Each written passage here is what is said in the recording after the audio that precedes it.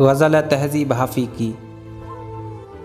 पायल कभी पहने कभी कंगन उसे कहना, पायल कभी पहने कभी कंगन उसे कहना, ले आए मोहब्बत में नयापन उसे कहना। मैं कश कभी आँखों के भरोसे नहीं रहते, शबनम कभी भरती नहीं बर्तन उसे कहना। एक शब्द से ज़्यादा नहीं दुनिया की मसहरी, एक शब्द से ज़्यादा नहीं दुल्हन उसे कहना।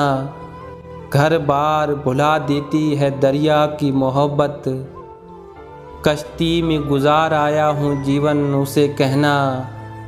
रह रह के दहक उठती है ये आतिश वहशत, दीवाने हैं सहराओं का ईंधन उसे कहना।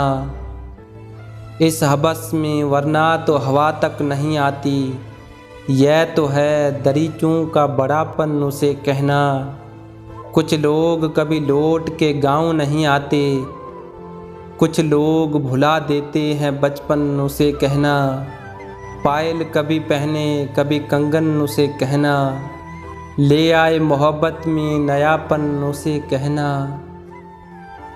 दोस्तों, वीडियो को लाइक करें, चैनल को सब्सक्राइब करें और बेल आइकन को दबाएं ताकि हर आने वाली वीडियो आप तक पहुंचती रहे।